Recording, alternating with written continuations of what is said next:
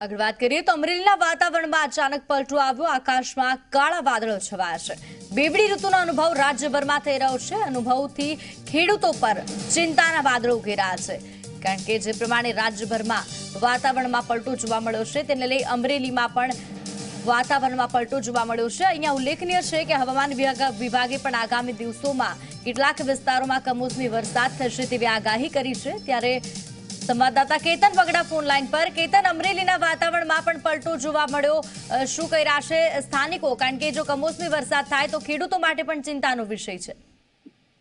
સીધી જણાવી દઉં કે અમરેલીમાં આજે બપોરથી જ વાતાવરણમાં અમરેલી જિલ્લામાં એક અચાનક પલટો આવી ગયો છે। વાદળછાયું વાતાવરણ જોવા મળ્યું છે।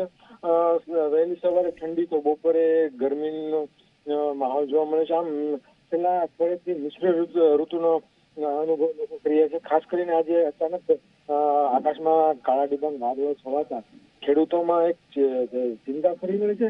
ખાસ કરીને અમરેલી જિલ્લામાં મગફળી છે, કપાસ છે અને ખાસ કરીને હવે આવનારા દિવસોમાં કેરીની સિઝન પણ આવે છે, તો ક્યાંક ને ક્યાંક આ જે પાકો છે તેને લઈને જો માવઠું થાય, વરસાદ થાય તો ખેતીના પાકોને ચોક્કસ નુકસાન થાય તેવું લાગી રહ્યું છે। જી બિલકુલ કેતન, આભાર માહિતી બદલ। તો ખેડૂતોને ચોક્કસ ચિંતા છે કમોસમી વરસાદની, તો બીજી તરફ ઠંડુ વાતાવરણ અને બેવડી ઋતુથી સ્થાનિકોના જનજીવનને પણ અસર પહોંચી છે। તો રાજકોટના વીરપુરના વાતાવરણમાં પણ પલટો આવ્યો છે।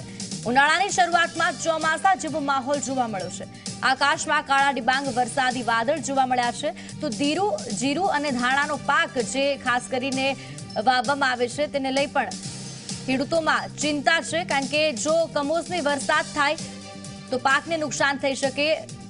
જીરુના વાવેતર માટે વીરપુર આમ પણ પ્રખ્યાત છે। ત્યારે ઉનાળાની શરૂઆત થતા ચોમાસા જેવો માહોલ છે, કમોસમી વરસાદની પણ આગાહી છે। ત્યારે જો વરસાદ થાય તો ખેડૂતોના પાકને નુકસાન થઈ શકે છે, માટે ખેડૂતો ચિંતામાં છે। જીરું અને ધાણાના પાકને નુકસાન થઈ શકે। વીરપુરના વાતાવરણનો આપ જે દ્રશ્યો જોઈ રહ્યા છો કે ઉનાળાની શરૂઆત છે, સ્વચ્છ આકાશ હોવાને બદલે કાળા ડિબાંગ વાદળો અહીંયા દેખાઈ રહ્યા છે। વેસ્ટર્ન ડિસ્ટર્બન્સની અસરથી ઉત્તર ભારતમાં થયેલ હિમવર્ષાને પગલે અમદાવાદ સહિત રાજ્યના ઘણા વિસ્તારમાં વાતાવરણમાં ઠંડક વધી છે। 4 થી 5 દિવસ રાજ્યમાં હળવા વરસાદની પણ શક્યતા છે। છેલ્લા એક મહિનામાં વેસ્ટર્ન ડિસ્ટર્બન્સની અસરથી વાતાવરણમાં 4 વખત પલટો આવી ચૂક્યો છે। આ સ્થિતિને કારણે તાપમાનમાં પણ ઘટાડો થયો છે, ઠંડો પવન પણ નોંધાયો છે। તો દરેક શહેરના તાપમાનમાં 1 થી 3 ડિગ્રી સુધીનો ઘટાડો નોંધાયો છે। રાજ્યભરમાં જ વાતાવરણ છે, રાજ્યભરનું તાપમાન નીચું ગયું છે।